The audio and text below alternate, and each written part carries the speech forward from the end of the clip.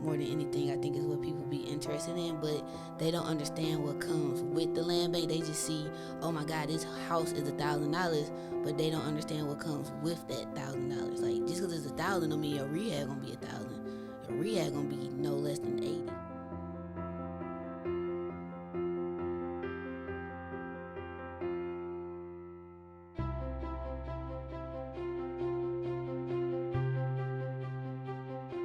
So if y'all follow me online, they talk about the $1,000 properties that you can buy from the land bank.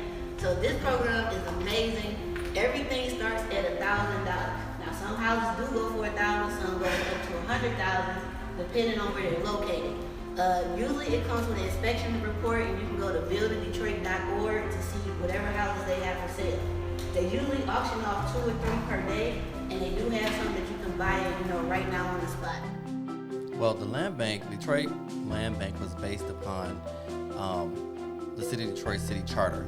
Okay. So specifically the Nuisance and Abatement Act on the City Charter, which states that if a property becomes blighted and or dangerous, open, and obvious, then a neighbor, actually, or someone in the neighborhood could file a lawsuit against the owner as interest in the property, to get interest in the property. Based upon that they are the ones who are now cutting the grass, they are the ones who have boarded it, they're diminishing the blight in the neighborhood. So they took that and they used it and created an entire department from it. It's based upon the Nuisance and Abatement Act. So what the Detroit Land Bank does is a team of attorneys that represent the city of Detroit. They go around and make sure that owners of properties are making sure there's no blight, no high grass, no broken windows, no open doors, pretty much creating safety within the city for properties that either people own or are currently vacant.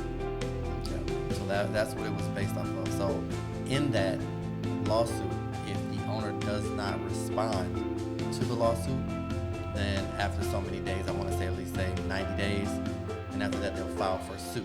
So they'll put a les pendens first, which is like a lien against it, and then turn it into a lawsuit, and then sue, and the court will then give them rights to it. The court will give the city of Detroit now ownership or rights to the property. So in turn, they turn around there. That's why they're able to sell it for such a small profit. Well, I can say profit, but start at such a low amount of $1,000. So yeah, that entire department was based upon the Nuisance and Abatement Act. They kind of feed off each other. From the Detroit property shop, they find the properties from Asia, negotiate the deal. Once they get that, it might come over to my company, Opulent, and then we discuss property management services. And then our other partner, Emma, she closes all of our deals. She is a title, we call her the title lady, but she's the title company. In terms of the business, when you're running a business, there are going to be fees. Most of the time, if it's the lowest amount, it's usually something else behind it, which means they're probably not set up the way they should be. So again, the management fee is typically 10% of the rent.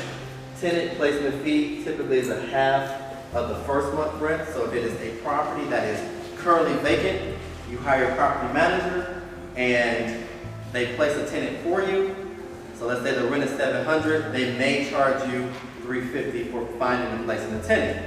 Again, do not let none of these numbers that I tell you scare you from property management, because again, my first thing is that all things are negotiable. This is real estate. Everything's negotiable. League has the Detroit Investing All-Stars. We are the Detroit Investing All-Stars. That part. Well, first of all, we'd like to thank you guys for coming on out here to Oakland to do this edition for us of Investing in Detroit. So we want to thank you for coming out. We had a good time.